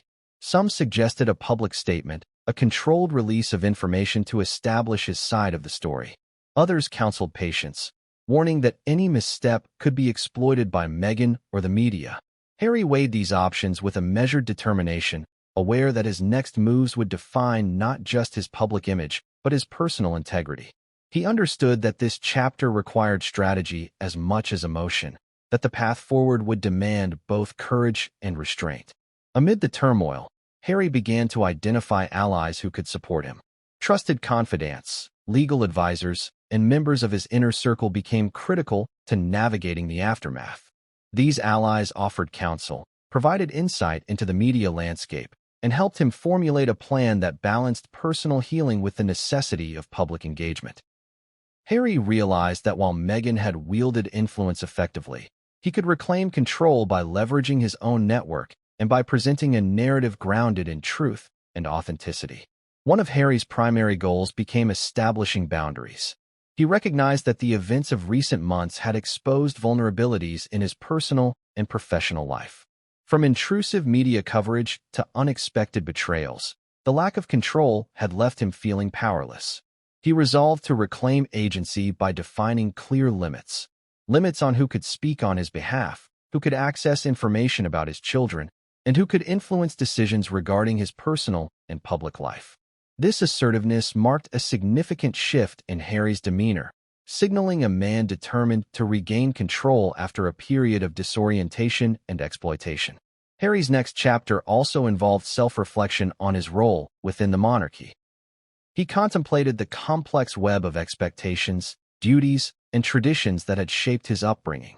The betrayal by Meghan forced him to reassess his values, his priorities, and his understanding of loyalty. While he had once sought to balance personal happiness with royal obligations, he now questioned whether such a balance was attainable or even desirable. This introspection led him to envision a path that honored his heritage while allowing him the freedom to define his own life outside the constraints that had contributed to his disillusionment. Rebuilding public perception became another critical focus. Harry recognized that the narrative surrounding Meghan's departure and his own response would be scrutinized relentlessly. He needed to present himself as a man of integrity, someone capable of navigating adversity with grace while protecting his family. Every appearance, statement, and interaction would be carefully considered, with an emphasis on transparency, empathy, and accountability.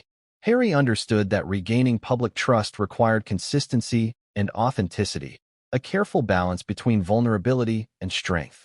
Harry also contemplated his professional and philanthropic endeavors. He had long been committed to causes such as mental health, veteran support, and children's welfare. In the wake of personal turmoil, these initiatives took on new significance. They became avenues for purpose and healing, channels through which he could contribute positively while rebuilding his identity independent of Meghan's influence.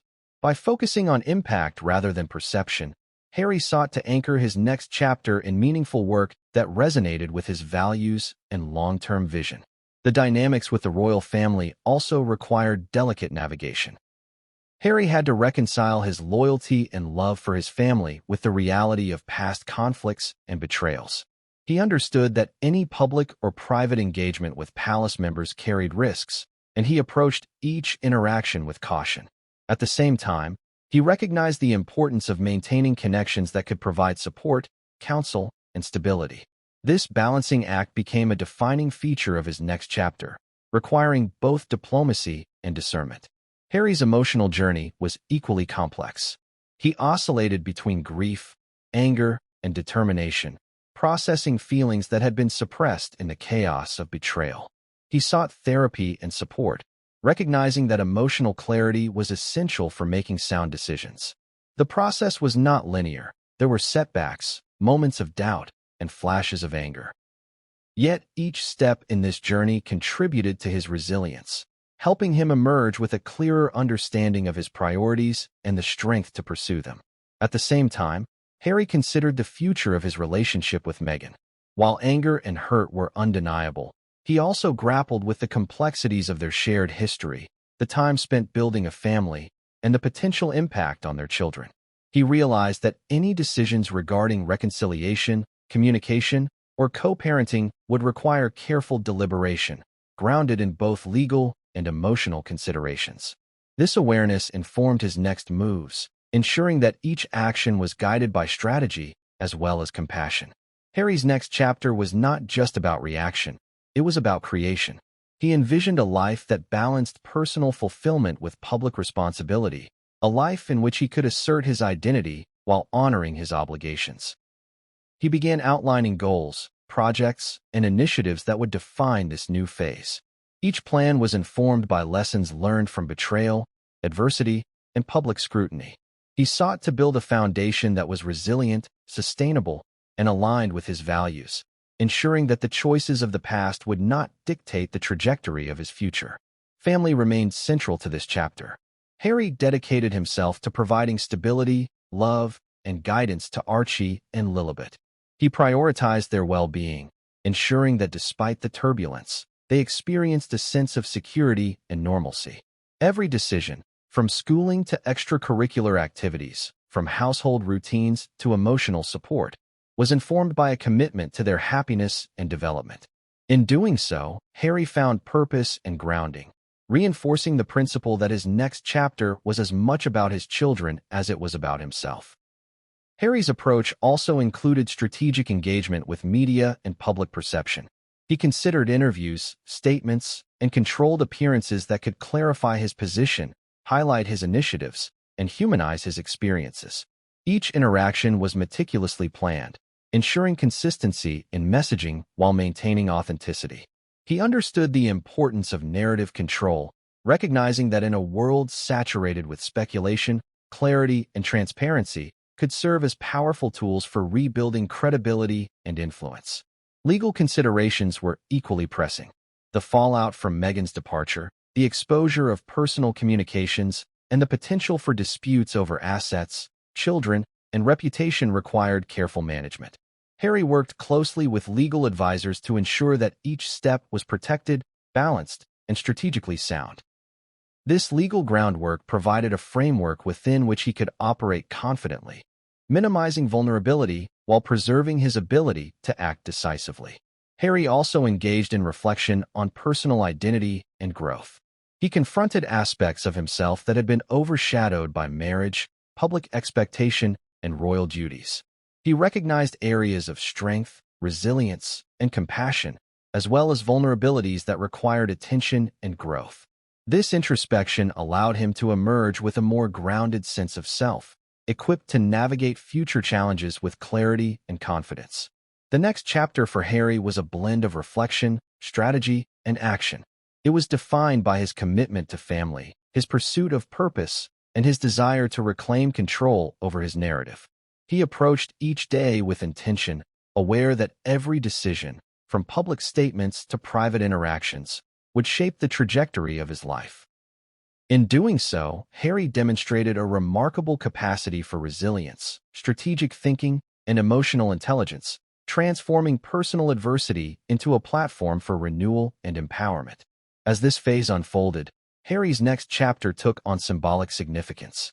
It represented not only his journey toward personal healing and self-actualization, but also a broader commentary on autonomy, resilience, and the power to redefine one's life amidst betrayal.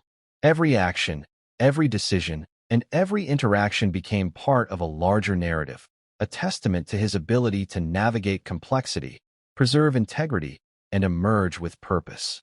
In the wake of Meghan's sudden departure, Harry's focus shifted decisively toward rebuilding trust, not just with his children, but within himself and with those who had remained loyal through the chaos. The first weeks were marked by a quiet intensity. Every action, every word, and every interaction required careful consideration. He understood that Archie and Lilibet had been exposed to a turbulence far beyond their years, and the onus was on him to restore a sense of stability, safety, and emotional security. It was a challenge that demanded patience, creativity, and unwavering commitment. Harry began by establishing new routines for his children. The familiar rhythm of the palace had been disrupted, and in its absence, he sought to create a home environment that was predictable and reassuring. Morning routines became sacred rituals, preparing breakfast together, discussing the day ahead, and engaging in simple acts of connection that reinforced stability. Even the smallest gestures, tying shoelaces, reading bedtime stories, walking them to school, took on profound significance. These acts were more than routines. They were statements of presence, commitment, and love. At the same time, Harry confronted the emotional reality of his children's confusion and hurt. Archie, sensitive and intuitive, asked questions that Harry struggled to answer without exposing unnecessary pain. Lilibet, younger and more observant, sensed tension and responded with subtle behaviors that indicated her unease. Harry approached these moments with a careful balance of honesty and protection. He validated their feelings, acknowledged the changes in their lives, and reassured them that their well-being was his highest priority. Over time, he learned to anticipate questions, respond with empathy, and create an atmosphere where curiosity and emotional expression were encouraged rather than stifled. Rebuilding trust also meant addressing the rupture in his own life.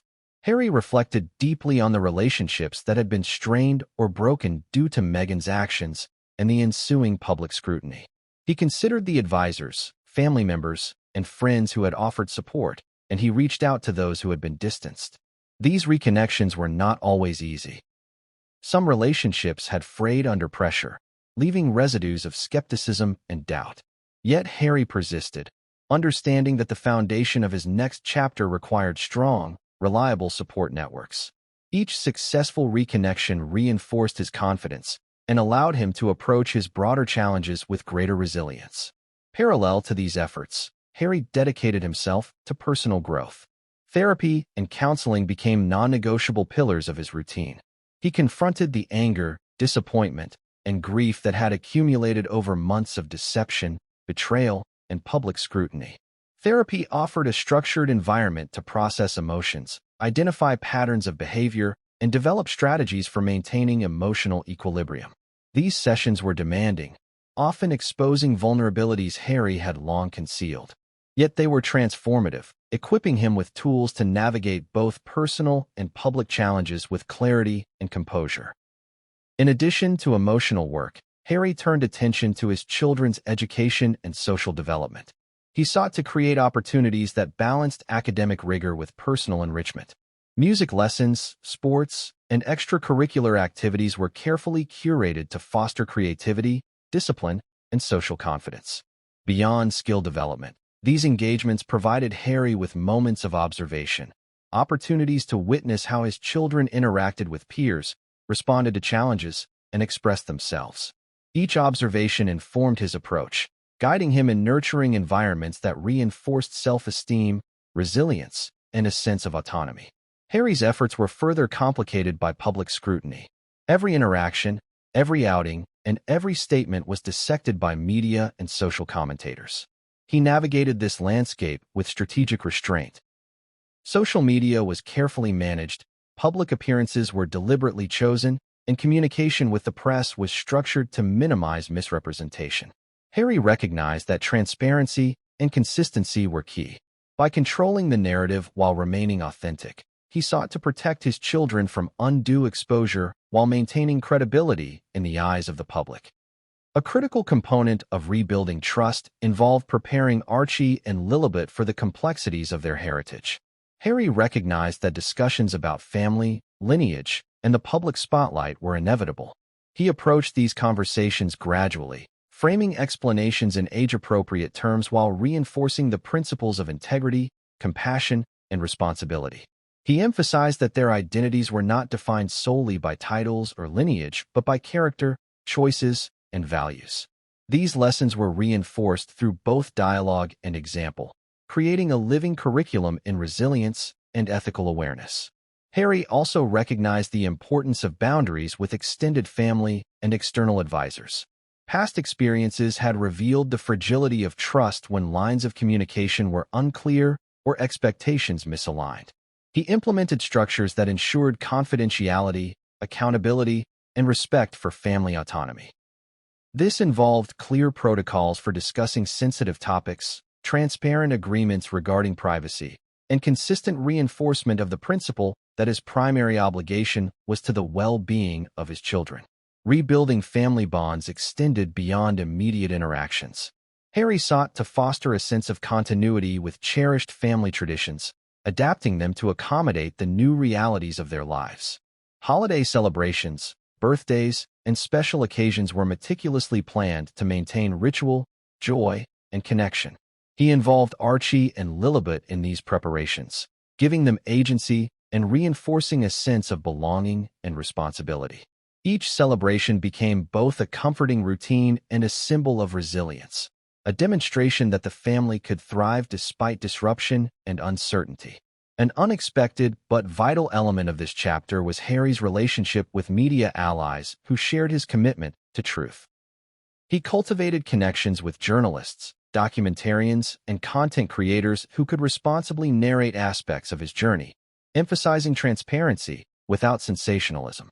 These collaborations allowed him to counter misinformation, provide context, and reclaim control over the narrative surrounding his family. This strategic engagement ensured that public perception aligned more closely with reality while shielding Archie and Lilibet from undue exposure. Harry also prioritized his own personal health, understanding that emotional and physical well-being were inseparable in the context of his responsibilities. Daily exercise, mindfulness practices, and periods of reflection became integral components of his routine. Physical activity was not merely about fitness. It was a mechanism for processing stress, maintaining energy, and sustaining mental clarity. Meditation and reflection provided space to evaluate decisions, anticipate challenges, and align actions with long-term goals. This holistic approach ensured that Harry could lead effectively while modeling resilience and self-care for his children. Community engagement emerged as another avenue for rebuilding trust and fostering purpose. Harry deepened involvement in initiatives supporting mental health, veterans, and children's welfare. These efforts were designed to extend beyond symbolic gestures, emphasizing tangible impact and personal accountability. Through active participation, Harry reinforced values of empathy, service, and ethical leadership. These engagements also provided models for Archie and Lilibet, demonstrating the importance of contributing meaningfully to the broader world. Harry's approach to co-parenting involved careful negotiation and planning. While Meghan's departure had created logistical and emotional challenges, he remained committed to maintaining connection and consistency for the children. Communication with her, though limited and structured, was framed around the best interests of Archie and Lilibet. Each decision, regarding schooling, health, and public appearances, was guided by the principle of prioritizing stability, security, and emotional well-being. Over time, this framework provided predictability and reassurance, essential elements in a period defined by change and uncertainty. In parallel, Harry engaged in active reflection on lessons learned from the past.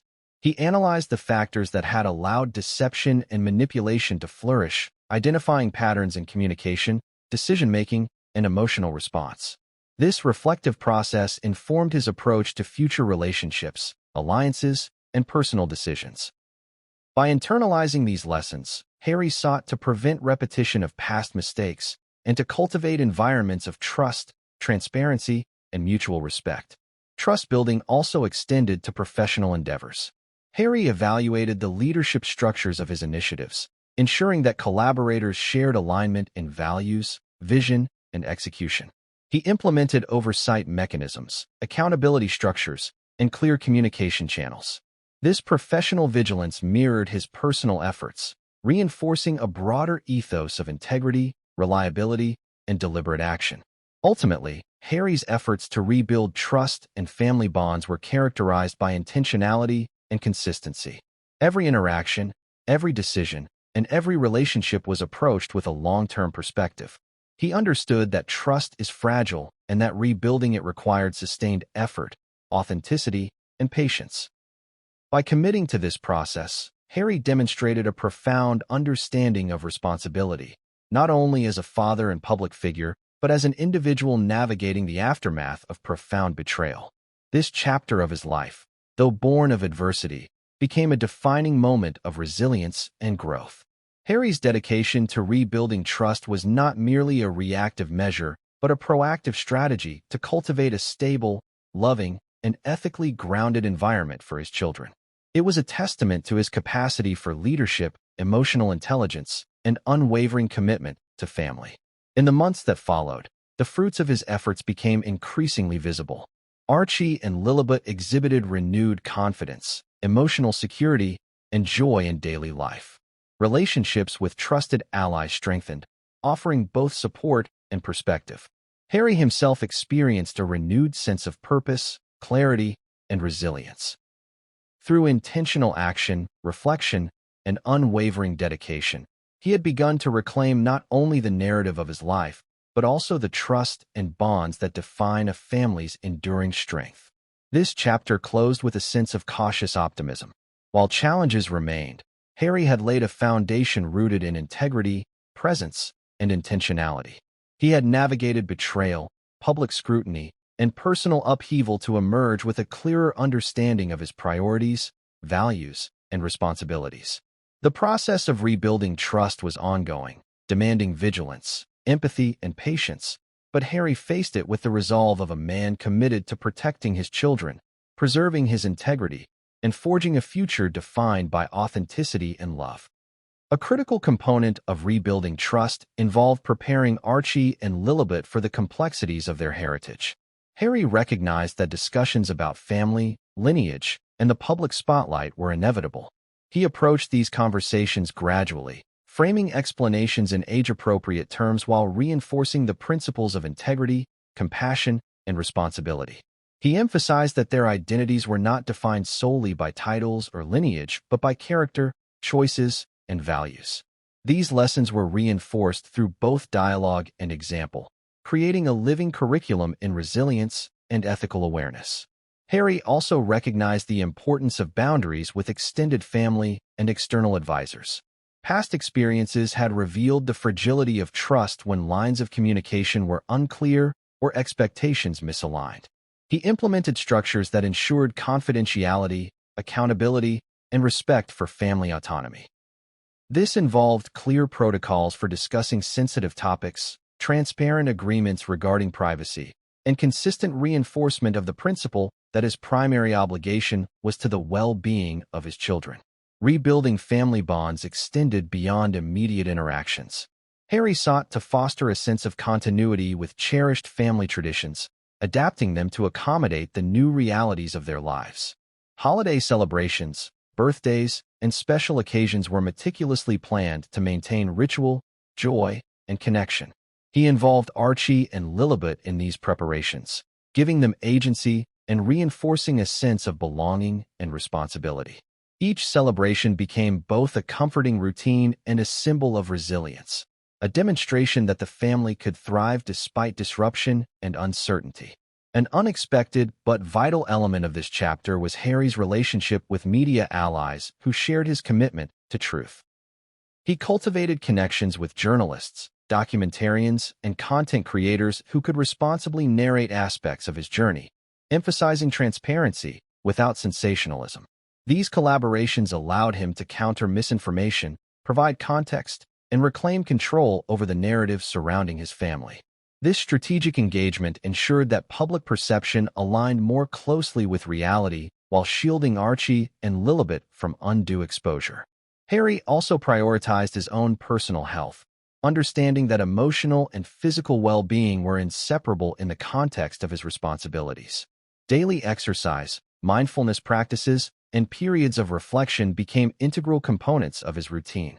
Physical activity was not merely about fitness. It was a mechanism for processing stress, maintaining energy, and sustaining mental clarity. Meditation and reflection provided space to evaluate decisions, anticipate challenges, and align actions with long-term goals. This holistic approach ensured that Harry could lead effectively while modeling resilience and self-care for his children. Community engagement emerged as another avenue for rebuilding trust and fostering purpose. Harry deepened involvement in initiatives supporting mental health, veterans, and children's welfare.